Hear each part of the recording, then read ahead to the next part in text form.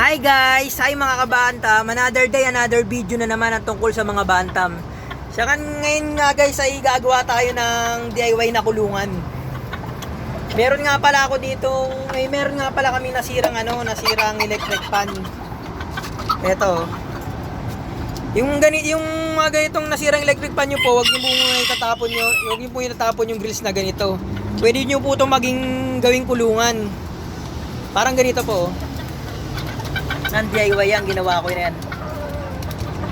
Bibili lang po kayo ng ganitong screen, yung medyo malaking butas.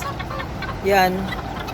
Ngayon para makagawa kayo ng dalawang kulungan, yung dalawang ganito, huwag niyo ipagpapatong na ganun. Bali isa na lang ang gawin yung pangsahig.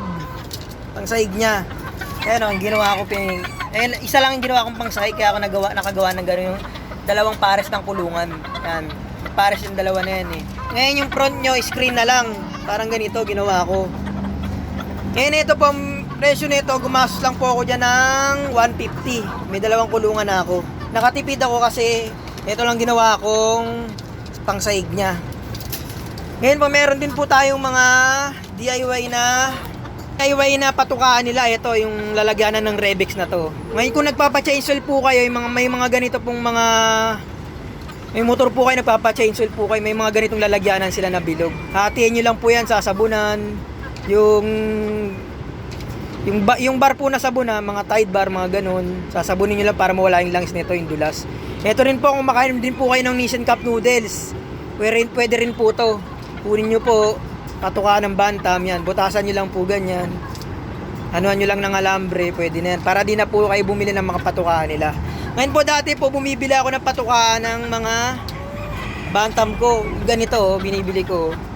Ito pong presyo nito ay nasa 25 pesos po. Ayan o. May ganito pa ako yung pula, nasira lang eh. Kaya po ito binili ko noon para madali lang siyang isabit ng ganyan. Yan o. Yan, isabit lang siyang ganyan o. Yung dali na, hindi na masyadong hassle, di ba? Bibili ka lang, sasabit mong ganyan. Pwede naman kayo bumili ng ganito. Pero kung may mga nakikita kayong mga ganito sa bahay nyo, pwede na rin yan.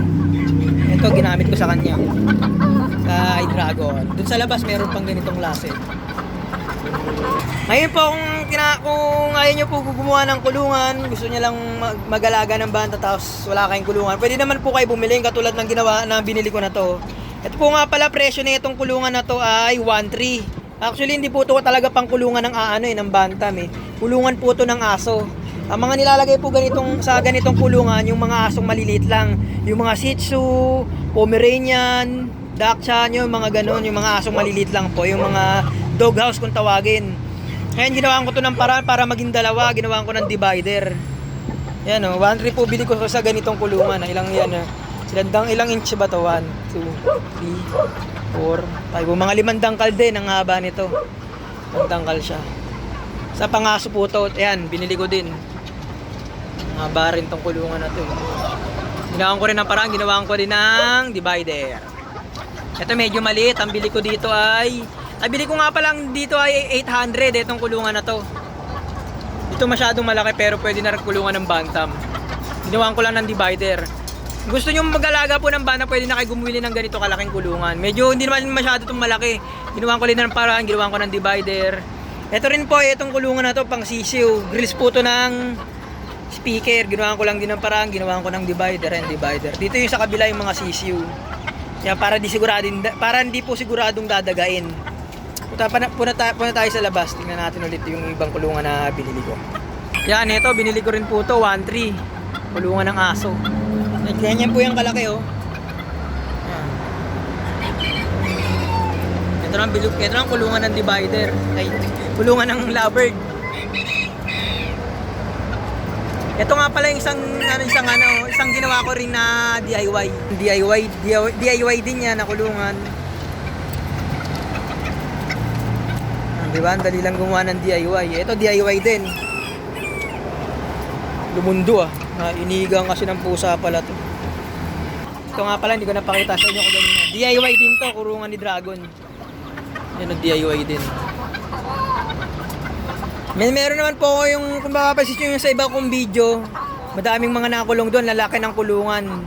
Dati po rin kulungan yun ng ano, mga panok panabong. Lalabas lang ako.